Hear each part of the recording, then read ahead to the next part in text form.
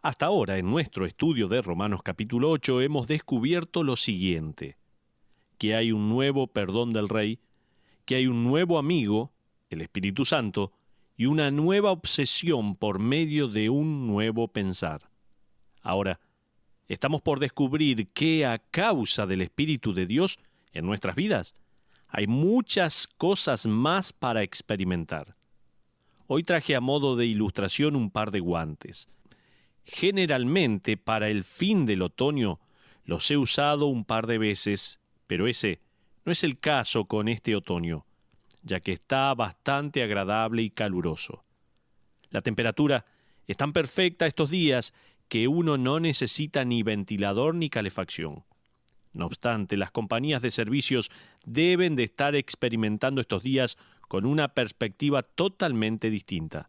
Nosotros pensamos que estamos en el reino milenial, ellos que están en medio de la tribulación, porque no hacemos gastos.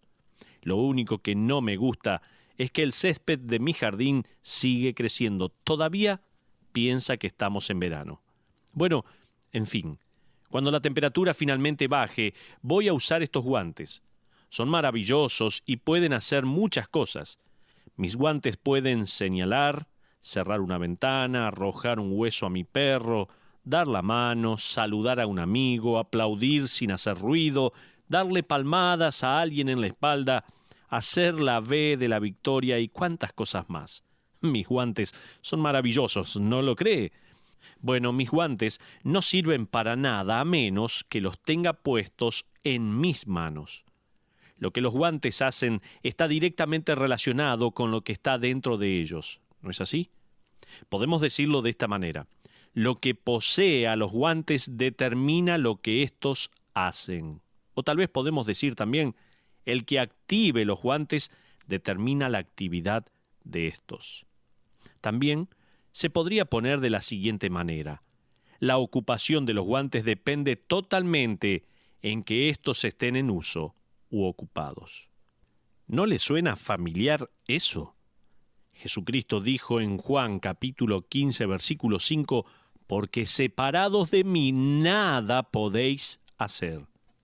El apóstol Pablo ya nos había dicho en Romanos capítulo 8, versículo 11, que el Espíritu Santo mora dentro del creyente. Entonces el creyente es ocupado, habitado, energizado por el Espíritu Santo. El cristianismo no es ni más ni menos que una experiencia del guante en la mano. Es imposible vivir por nuestra cuenta. Nosotros somos los guantes dispuestos y el Espíritu Santo es la mano omnipotente. La vida del creyente es como guantes en las manos del Espíritu Santo. Como las manos de Dios nos ocupan, varias cosas suceden en la vida del creyente. Primero, si quiere, tome nota por favor, es muy importante, siempre lo animo a hacerlo. En primer lugar, el creyente puede seguir a uno nuevo. El creyente puede seguir a una nueva persona. Continuemos entonces con nuestro estudio de Romanos capítulo 8 y veamos los versículos 12 al 14. Allí leemos: «Así que, hermanos, deudores somos no a la carne para que vivamos conforme a la carne, porque si vivís conforme a la carne, moriréis. Mas si por el Espíritu hacéis morir las obras de la carne, viviréis. Porque todos los que son guiados por el Espíritu de Dios, estos son hijos de Dios». Entonces, ¿qué es nuevo en la vida del creyente? ¿Sabe qué? El liderazgo divino. Pablo primero habla en términos generales, haciendo un repaso de lo que ya ha enseñado en los versículos anteriores de este capítulo. Si usted vive para la carne, va a morir. Ahora, este no es uno de esos versículos que pueden llegar a malinterpretarse como que uno puede perder su salvación. No. Pablo está enseñando de una manera similar a la que usted usaría para enseñarle a sus hijos pequeños. Puede ser que usted diga: mira, si cruzas la calle sin mirar, es posible que un auto te arrolle. O tal vez usted dice: si pones la mano en la hornalla de la cocina, te puedes quemar. También decimos, si pones el gato en el horno microondas, vas a tener que explicar mucho a tu madre. Estos pensamientos son dolorosos. De la misma manera, si usted vive según sus deseos carnales y solo sigue detrás de las cosas que apelan a su orgullo y a su carne y a sus propios deseos, va a ser un desastre con su vida y luego vivirá una existencia horrible en el infierno. Pablo simplemente está reiterando esta verdad general. Él no está tratando de expresar que si el creyente no vive lo suficientemente bien, puede perder la salvación. Luego Pablo hace una declaración maravillosa en el versículo 11, diciendo que todos los que tenemos al Espíritu morando dentro nuestro, tenemos el privilegio de ser guiados por el Espíritu. Pero nos preguntamos ahora, ¿qué significa ser guiado por el Espíritu? Hay varias respuestas para esto. Algunos creen que la guía del Espíritu viene por medio de una experiencia mística o sentimientos inusuales o hasta revelación divina. Lo último que escuché por ahí es que alguna gente cree que vamos a tener sueños inducidos por el Espíritu. En otras palabras, se trata de sueños de Dios que van a dirigir al creyente y revelar cuál es la voluntad del Padre. Ahora, de ser eso así, uno va a tener que aprender a interpretar esos sueños y como el Nuevo Testamento no dice nada al respecto, varios autores van a llenar los espacios en blanco e imprimir sus especulaciones en distintas publicaciones. De esa manera, los creyentes son desviados de poner su atención en la palabra de Dios, allí donde tiene que estar. Ya en los días de Jeremías, los falsos maestros decían tener sueños de parte de Dios. En el capítulo 23, que quiero hacer referencia, Jeremías capítulo 23, versículos 21 y 25 al 32, leemos lo siguiente, se lo voy a leer. Jeremías capítulo 23, versículo 21, después desde el versículo 25 al 32 dice la palabra de Dios. No envié yo a aquellos profetas, pero ellos corrían. Yo no les hablé, mas ellos profetizaban. Yo he oído lo que aquellos profetas dijeron, profetizando mentira en mi nombre, diciendo, soñé, soñé. ¿Hasta cuándo estará esto en el corazón de los profetas que profetizan mentira y que profetizan el engaño de su corazón? ¿No piensan cómo hacen que mi pueblo se olvide de mi nombre con sus sueños, que cada uno cuenta a su compañero, al modo que sus padres se olvidaron de mi nombre por Baal? El profeta que tuviere un sueño, cuente el sueño, y aquel a quien fuere mi palabra, cuente mi palabra verdadera. ¿Qué tiene que ver la paja con el trigo?, dice Jehová. ¿No es mi palabra como fuego, dice Jehová, y como martillo que quebranta la piedra? Dice Jehová, he aquí que yo estoy contra los profetas que endulzan sus lenguas y dicen, Él ha dicho. He aquí, dice Jehová, yo estoy contra los que profetizan sueños mentirosos y los cuentan, y hacen errar a mi pueblo con sus mentiras y con sus lisonjas. Y yo no los envié ni les mandé, y ningún provecho hicieron a este pueblo, dice Jehová. Acabamos de leer Jeremías capítulo 23, versículos 21 y desde el 25 al 32. Pasajes muy, pero muy claros. Recuerde eso cuando vea algún libro acerca de los sueños y visiones de algún líder. Tenga en cuenta esta porción de la palabra de Dios, por favor. El enemigo sabe que si usted puede lograr que usted crea que las Escrituras no son suficientes para todo lo que usted precisa para vivir una vida piadosa, él habrá obtenido una gran victoria. Al igual que con Eva en el huerto, él quiere que usted crea que la palabra de Dios no es la palabra final. Entonces, en la actualidad, la Biblia no es la palabra final de Dios, ya que ahora la Iglesia necesita votar sus opiniones y sentimientos para determinar cómo vivir. Es así como cierta facción de la Iglesia episcopal puede votar por un homosexual para que sea el representante de Jesucristo en la tierra y hablar por Dios. ¡Oh, ¿Qué Dios nos da la pasión del salmista que clamó en el Salmo 119, versículo 133?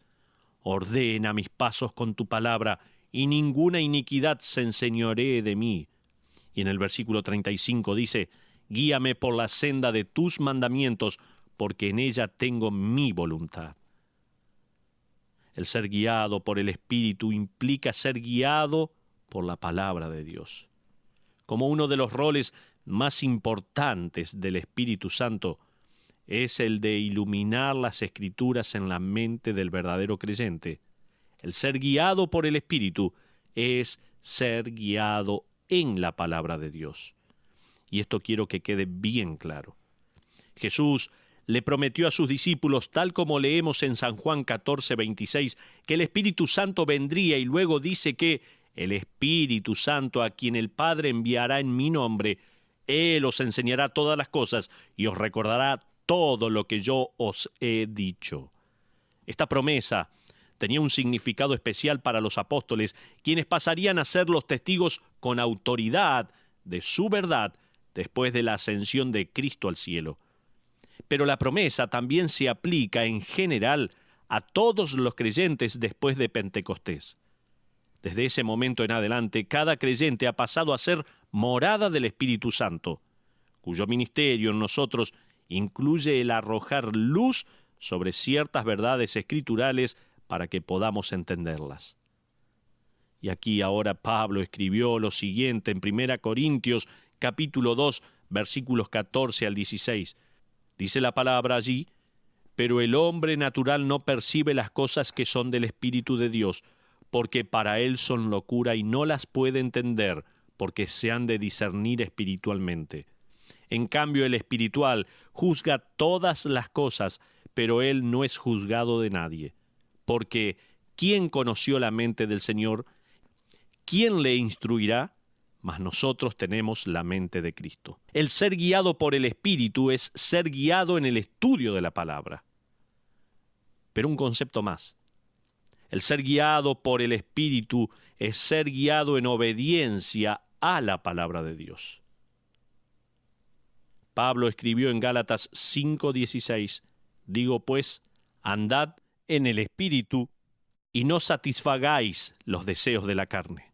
O tal como también se dice en 2 Timoteo 3:16 y 17, toda la Escritura es inspirada por Dios y útil para enseñar, para redarguir, para corregir, para instruir en justicia, a fin de que el hombre de Dios sea perfecto, enteramente preparado para toda buena obra.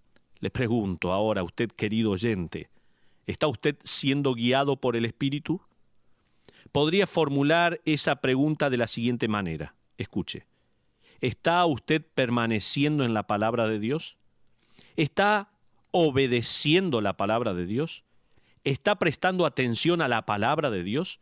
¿Está siendo acompañado por la palabra de Dios? ¿Está siendo impulsado por la palabra de Dios? ¿Está siendo escoltado, guiado, llevado por la palabra de Dios? Cada una de estas preguntas y su respuesta significa ser guiado por el Espíritu. La palabra guiar también aparece unas 200 veces en la traducción griega del Antiguo Testamento. La primera vez que esta palabra aparece en la Escritura es en el momento inolvidable en que Adán es despertado de su sueño y Dios le presenta a Eva. El versículo dice que Dios creó a la mujer y la trajo al hombre. Ese es el verbo, traer. Donald Gray Barnhouse escribió de esta manera: no pude dejar de pensar en aquel maravilloso día en que el Señor Dios causó un sueño profundo en el Señor Jesucristo, allí en la cruz del Calvario. Él abrió el costado del Señor Jesús y de allí crearía la iglesia de sus redimidos, la mismísima novia de Cristo. Para aquellos en los que mora el Espíritu Santo, tienen el privilegio increíble de seguir a alguien nuevo, un liderazgo divino. Pero también, en segundo lugar, Pablo pasa a decir que el creyente puede pertenecer a un nuevo dueño. ¿Qué es este nuevo privilegio? No solo se trata de liderazgo divino, sino también de pertenecer a un nuevo dueño. Fíjese los versículos 14 y 15 de Romanos capítulo 8. Dice la Biblia allí: porque todos los que son guiados por el Espíritu de Dios, estos son hijos de Dios. Pues no habéis recibido el espíritu de esclavitud para estar otra vez en temor, sino que habéis recibido el espíritu de adopción. ¿Qué significa ser un hijo adoptivo de Dios? ¿Se puso a pensar esto alguna vez? Puedo decirle desde ya que se trata de una de las cosas más hermosas de nuestra redención. Ya no somos esclavos del miedo a no alcanzar los requisitos de la ley. Somos aceptos en el amado como hijos adoptivos de Dios. ¿Qué significa eso? Se lo voy a explicar. La palabra adopción es raramente empleada en las Escrituras. De hecho, no aparece en el Antiguo Testamento ni una sola vez. La razón por la cual no aparece en el Antiguo Testamento es porque los judíos no tenían esta práctica de adoptar. Ellos tenían otros métodos para cuidar a los huérfanos y las cuestiones legales de herencias y demás cosas. La palabra adopción solo aparece 5 veces en el Nuevo Testamento. 3 de estas referencias se encuentran en el libro de Romanos. Uno suele pensar de la adopción en términos de un chico transferido de una familia a otra. Eso es lo que siempre nos imaginamos. Sin embargo, también se refería a una ceremonia especial en la cual un padre romano adoptaba a su propio hijo. Se trataba de una ceremonia que celebraba que el jovencito pasaba a ser un hombre. Esta ceremonia de adopción le daba al joven todos los derechos de su ciudadanía romana. De la misma manera, la adopción en la familia de Dios, en este sentido, significa que hemos recibido todos los derechos de la ciudadanía celestial. Tenemos el derecho de heredar la fortuna del Padre. A esto se refiere Pablo en el versículo 17 cuando dice que somos coherederos con Cristo. Imagínese eso, vamos a heredar la fortuna del Padre. ¿Pensó alguna vez esto? Sin embargo, la palabra adopción también se utiliza para describir la transferencia de un hijo. La adopción romana, en este sentido, hacía 3 cosas. En primer lugar, la persona adoptada perdía los derechos de su antigua familia y obtenía todos los derechos de la nueva como un hijo legítimo. De forma legal, esta persona obtenía un nuevo padre. En segundo lugar, esta adopción romana hacía 3 cosas. Dijimos, en primer lugar, adoptaba todos los derechos de la nueva familia y perdía todos los de la antigua familia. En segundo lugar, para la ley, la antigua vida de esta persona adoptada era borrada por completo. Por ejemplo, todas sus deudas eran canceladas. Y en tercer lugar, en esta ceremonia el hijo adoptado recibía el derecho de llevar el nombre de su nueva familia y de tener parte en la herencia de la misma. Hubo un incidente en la historia de Roma que provee un claro ejemplo de cuán completa era esta ceremonia. El emperador Claudio adoptó a Nerón para que éste lo siguiera en el trono. Ellos no estaban relacionados de ninguna manera. Claudio ya tenía una hija biológica llamada Octavia. Nerón luego quiso casarse con Octavia para fortalecer su derecho al trono. Si bien Nerón y Octavia no eran hermanos de sangre, para poder casarse, el Senado romano tuvo que pasar una nueva legislación. ¿Por qué? Porque la ley romana los consideraba hermanos. Si bien no eran de la misma sangre, como Nerón había sido adoptado, era como si hubiesen sido hijos biológicos de Claudio. Nosotros hemos sido adoptados por Dios el Padre. En la mente de Pablo hemos entrado a la mismísima familia de Dios. Nosotros no hicimos nada para merecerlo. Dios en su increíble amor y misericordia ha escogido a pecadores perdidos y nos ha adoptado a su familia. Al hacerlo, Nuestras deudas se cancelaron y la herencia del cielo pasa a ser nuestra.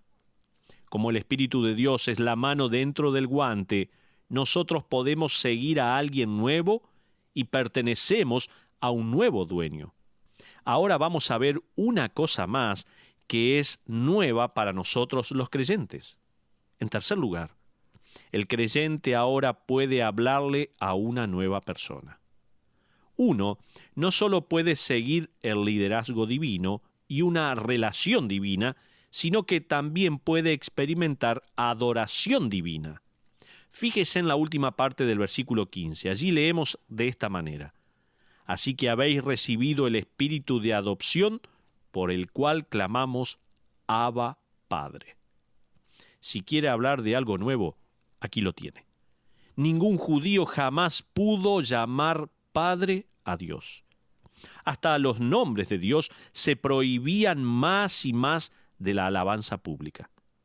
Hasta el escribir el nombre de Dios, los escribas tenían que dejar de lado la pluma, lavarse las manos, agarrar una pluma nueva, escribir el nombre de Dios y luego ponerla a un lado y continuar escribiendo.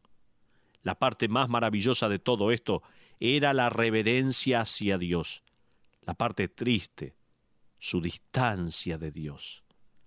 El Espíritu de Dios cambiaría todo eso.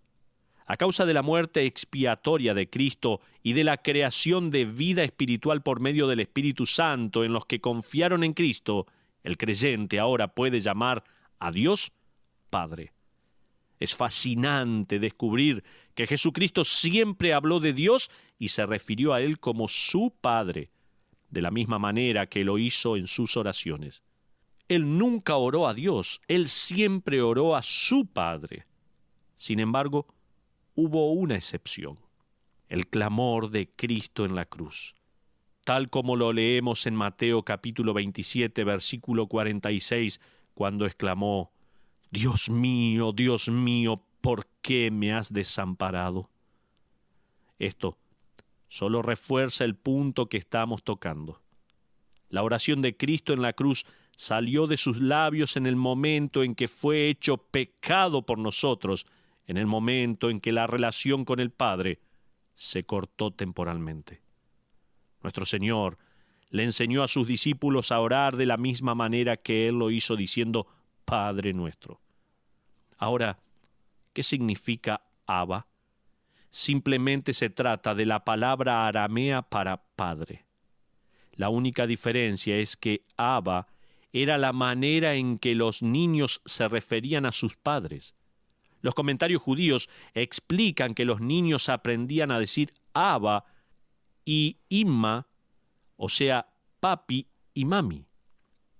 Esto es radicalmente nuevo.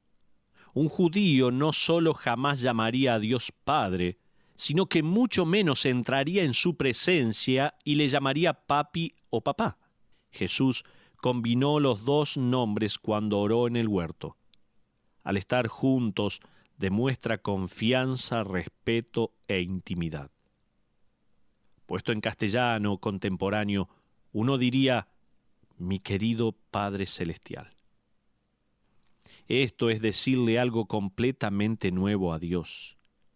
¿Y con qué derecho? ¿Sabe con cuál? Por la persona del Espíritu Santo que mora en nosotros. Este invierno, cada vez que se ponga los guantes, espero que recuerde el principio del Espíritu de Dios morando en nosotros, activando dentro nuestro estas verdades. Y a propósito, si estos guantes pudieran hablar, jamás pensarían en decir: hoy me las arreglo solo. Esto lo puedo hacer por mi propia cuenta. Jamás podrían quejarse porque salieron de la habitación calefaccionada y tuvieron que ir al frío. Ellos simplemente se entregan a la voluntad de la mano que los lleva. Al ceder a la dirección del Espíritu Santo, de la misma manera que un guante lo hace con la mano, estamos haciéndonos de su poder, de su seguridad y de su dirección. El cristianismo es simplemente la mano dentro del guante.